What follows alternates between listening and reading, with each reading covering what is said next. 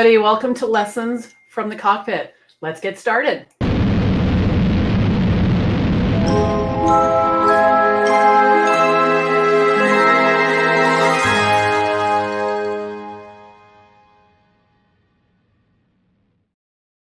Hey everybody, I'm Belinda Sandor. I'm thrilled you're here. Thank you for coming to Lessons from the Cockpit. For those of you who are joining us for the first time, I am the founder of the VA Connection, where I coach and mentor established and aspiring virtual assistants to create, grow, and scale their businesses as virtual assistants. And I work with my students in my free online community, classrooms, and coaching programs. So today I'm going to be your host for Lessons from the Cockpit. And this is my weekly live stream show that airs every Tuesday at 10:30 a.m. Eastern. And I am going to share tactical and practical information for you, whether you've been in business for a while or you're just starting out. So I'd love to hear where you're coming in from. I see you guys are piling in. This is awesome. We are streaming all the places. We are on, excuse me, we're on Facebook all over the place. We're on LinkedIn, Twitter, and YouTube. And if you're watching from YouTube, I'd love for you to click the button to subscribe and ring the bell so that you'll be notified every time we go live. So today we're going to talk about productivity. Productivity is a very important topic, and it's one that a lot of us get confused about. You know, we confuse busy and productive, and today we're going to blow that up, and I'm going to give you 4 tips at least that you can use to become more productive in your life. And so hello from Fort Worth. Hello. Sabrina is here from Connecticut. Hello. And here, I think this is probably Tristy from Billings, Montana, Canada. I'm sorry, Montana. That was interesting. Montana-ca. All right, Montana. And Tammy is here from Stuart. Hello, Stuart, Florida. Welcome, you guys. Come on in and let me know where you are. And I want to introduce myself to you briefly. This is me back in 2010. I was just starting my business as a virtual assistant, and my life had absolutely taken an unexpected turn. I was a few months shy of my 50th birthday, and I had set expectations, you know, like a lot of us do throughout our life, about where we're going to be when we're 30, 40, 50. And I was sliding into 50, and I had, I've heard this phrase before, a kind of a rude awakening, you know, where it was like, whoa, all right, I am not anywhere near where I thought that I would be. Instead of being, you know, happily married, you know, all the things that you think about as you're getting older and you're getting closer to 50 were not happening at all. In fact, instead, I'm getting a divorce. I have to sell my home because I haven't been able to pay the mortgage. I needed to figure out how to make money quickly. And I had 6 figures of debt racked up. 6 figures of debt from my business. I had 7 years of back taxes to pay. And I was stressed out all the time. And you know, it's funny because you look back and you think, how did I get this? You know, how did I get here? How did that happen? And it's not like you just wake up one morning and, you know, everything was fine in all of those categories on Tuesday. And then on Wednesday, it's not. It's a gradual thing, and it can sneak up on you very easily. And before you know it, you think, you know, how did that happen? And so that's what happened to me. And I had to figure out how to get back on track. And I knew instinctively that getting a job was not going to do it. You know, getting a job was not going to do it. So I returned to my roots.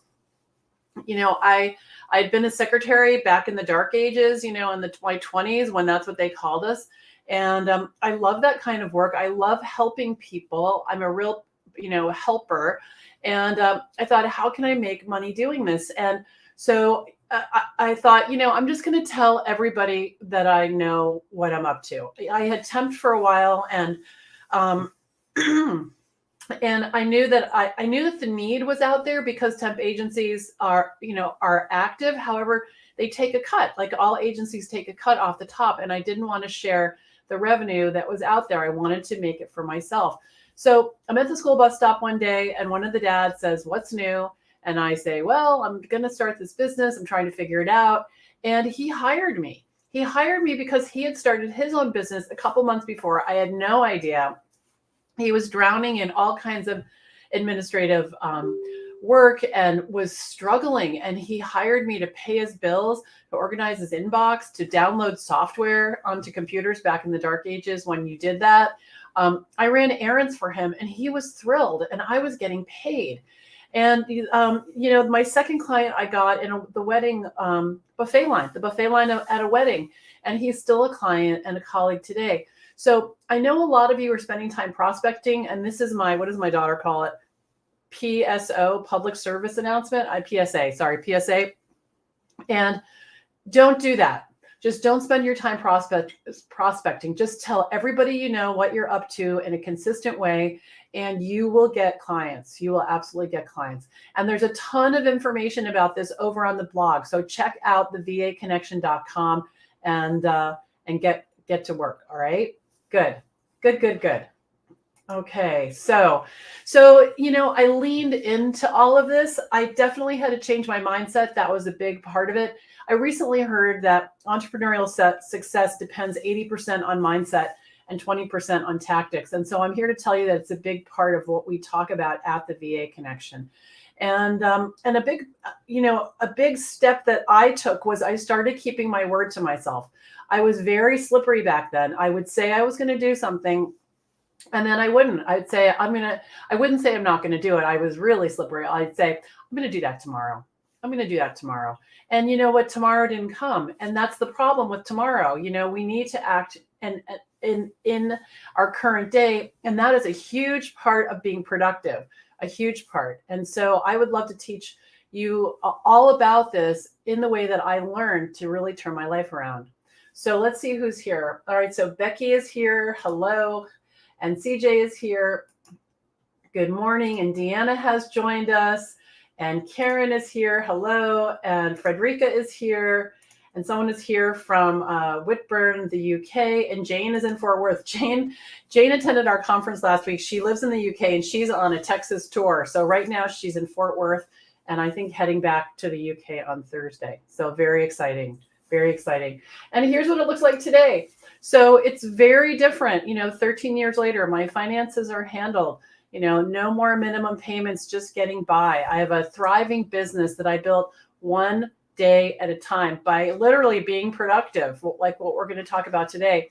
I was there for my daughter as she grew up, and I can breathe again. I can absolutely breathe again. And I married the man of my dreams at 60. Like, who thinks that's ever going to happen? But it can. It absolutely can. And this is a picture on our wedding day. All right. Are you guys ready? Good. All right. So let's dive into this topic of productivity. Productivity is as much mindset as actions. It's probably, like I just mentioned, 80% mindset. And it's interesting because being a virtual assistant, there's a lot to learn. You think about all of the different tasks that you need to, all the software you see out there, and all of the different pieces of information you're being fed by the internet. And the thing is that when you want a successful VA business, you really have to boil it down and you have to keep it simple. Our tendency is to overcomplicate things, and that's what takes businesses down. Overcomplication. You really need to break it down. Okay. So, some of you might have family members at home. That can be tricky. I know in 2020, when everybody came home, it was like bring your family to work day. And it was really a struggle because, I had my routine down. Emily would go to school, Greg would go to the office, and I had a good 7-8 hours before anybody came home again. And in a way that was very luxurious.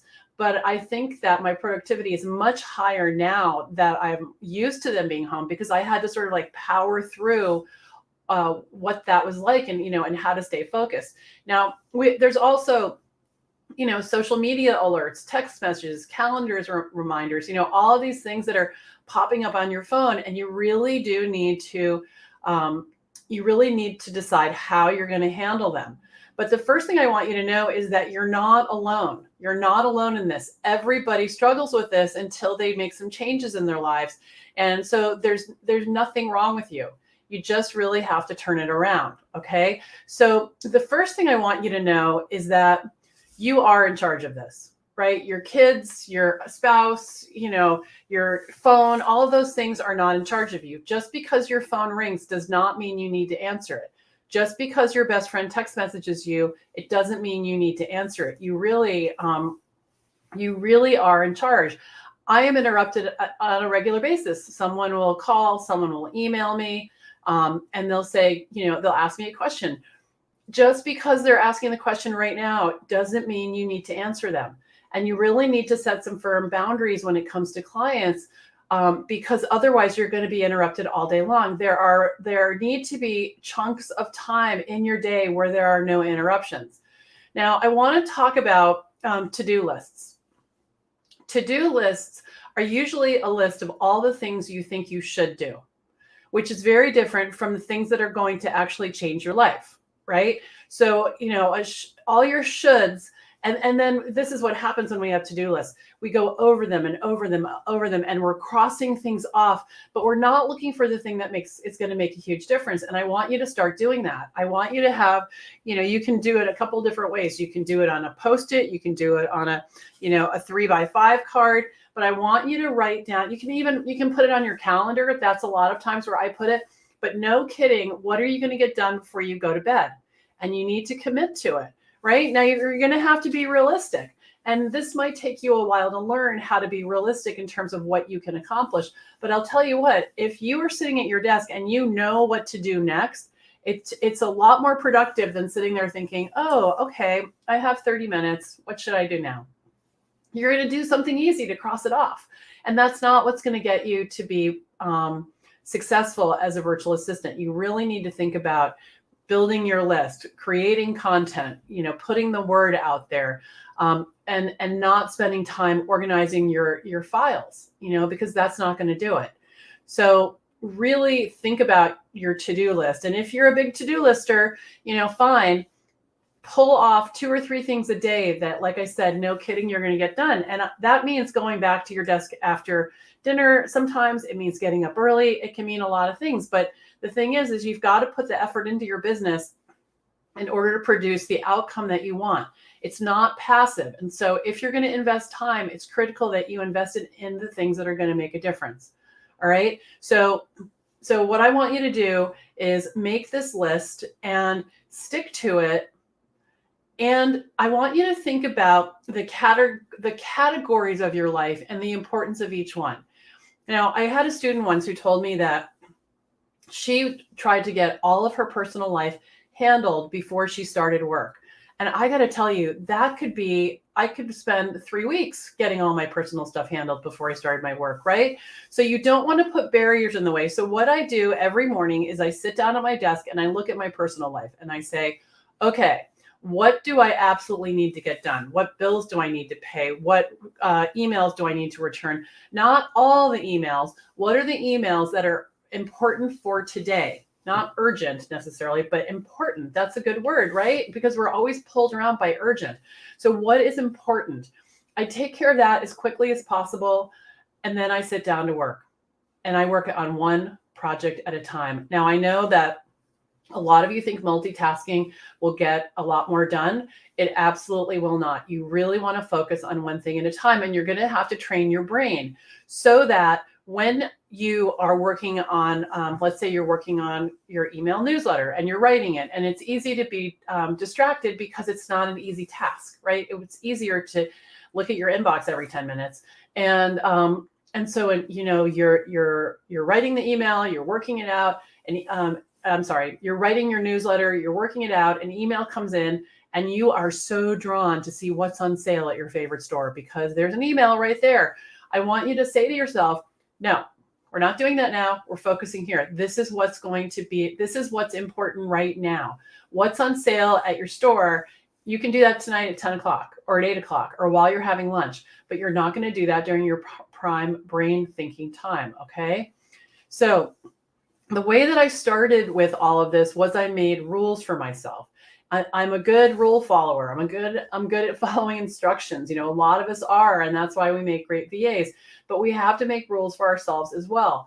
So, the thing is that during my productive work day, I'm not doing laundry. I'm not organizing the linen closet. I'm not doing personal things during the day.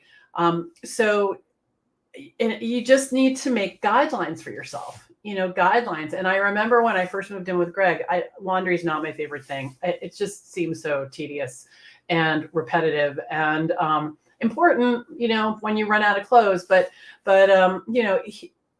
Emily brought her laundry. She lived in we had a downstairs, and she brought her laundry up to the laundry area in our house, and it sat there for a couple of days. And Greg said, "Why don't you just throw a load in?" And I said, "Well, I'm working right now, and I was tired when I was done last night." And she's okay. She has plenty of clothes. But his concept of just throwing a load in during the day, I don't do things during the day that I wouldn't do if I were at the office. And so I'm hesitating while I say that, because sometimes things come up. But the thing is whether you really need to do it or you're just wasting time or procrastinating, right? Sometimes, like when I was leaving for San Antonio, I did do laundry during the day, but I wasn't doing it to stop working on the content for the conference. I was doing it to make sure I had clothes to wear for the conference, right? So you really need to check in with yourself and see if you're telling yourself the truth about this, all right? The other thing I want to talk about, the third thing, is you really need to take your time seriously. And what I mean by that is, you want to be able to make money. You want a flexible lifestyle. You want to be your own boss. I totally get that. But there are some routines that need to be handled every day. I want you to think about the time sinking activities that you may be, I'm going to use the word, indulging in. Because it's easier to organize your office and get your files cleaned out and get your inbox to zero. It's much easier than to tell someone about your business. And I know that feeling of wanting to have everything in a box. When I came back from the conference last week, I definitely took some hours to get myself reorganized and reacclimated so I could take off again. So you want to make sure that anything that you're doing to make yourself more comfortable is in service of a bigger action that you want to take. All right. And then the other thing you need to do is retrain your family and friends. When I first went out on my own, friends would call me in the middle of the day and I would just chat, for maybe an hour or 20 minutes. And I would get out of my mental game, out of my brain space. I would be thinking about something else. Maybe they told me something that, now I'm Googling it, or I'm checking in on another friend. And, there is definitely time for that, but you want to make sure it's not during your prime time. All right. So I would love to hear what you all are thinking about this. Productivity, a lot of times people think it's about, getting the right tools and things like that. And it can be, but it really is a mindset shift that you need to make, that you're going to be willing to say no to things. You're going to be willing to say no to things so that you can be in service of what's really important.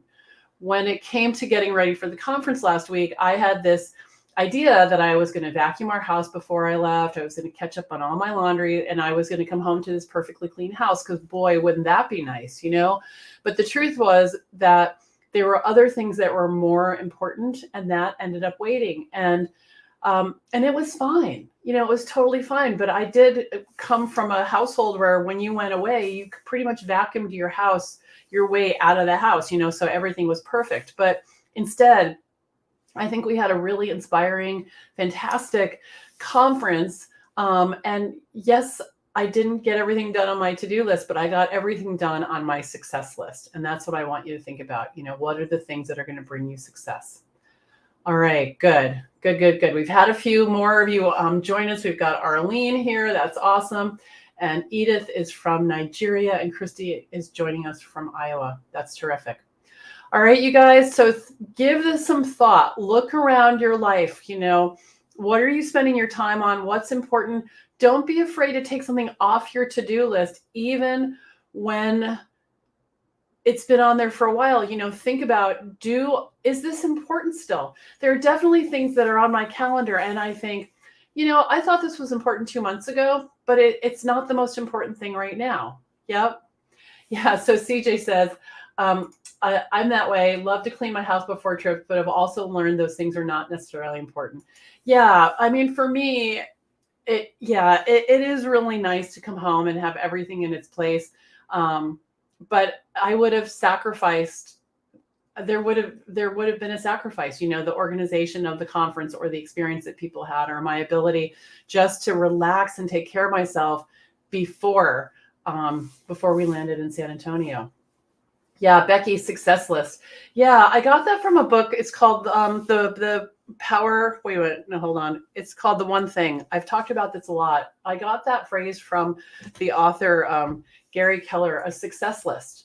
It's so much better than a to-do list. To-do is pages and pages, and we just look at it over and over again, and it doesn't get us there. All right, so guess what's happening next week, everybody? I'm super excited. We are going to have we're going to kick off a new training week. It's called Kickstart Your VA Business. You can sign up at vakickstart.com. I'd love to have you. We are going to take 5 days to learn exactly what you need to do to get clients into your business. We're going to talk about the services you can offer. We're going to talk about how to talk about your work. I'm going to teach you something called the Simple Success Formula. It is going to be a lot of fun. So sign up here at vakickstart.com, join the Facebook group, join in the fun, and learn exactly what it takes to have a steady stream of clients. And then on next Thursday, I'm going to open doors to VA school. So if you've been on the fence, you've been thinking about joining us, Thursday is your day. We have a brand new bonus that we've only offered once that was a huge success. We just finished the training. It's called Jumpstart Your VA Biz Bootcamp, and it was really fabulous. I'm very excited to do it again. All right, everybody, thank you for coming. I am Belinda Sandor. This is Lessons from the Cockpit. We air every Thursday at 10:30. I'm sorry, every Tuesday at 10:30 a.m. Eastern. Thanks for coming, and I'll see you next time. All right, bye for now.